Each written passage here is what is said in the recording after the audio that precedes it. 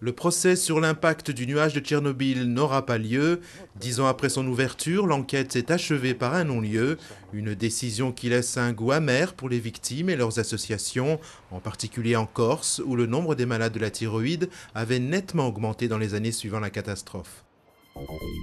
Véritable tempête sur les laboratoires Servier. Après le Mediator, le Protellose, Servier est une nouvelle fois mise en cause, cette fois pour avoir minimisé les effets secondaires d'un médicament contre l'ostéoporose, information aussitôt démentie par le laboratoire pharmaceutique. Face à la crise de la dette, l'Europe se mobilise. Berlin va pouvoir sauver l'euro. La Cour constitutionnelle allemande juge légales les aides promises à la Grèce.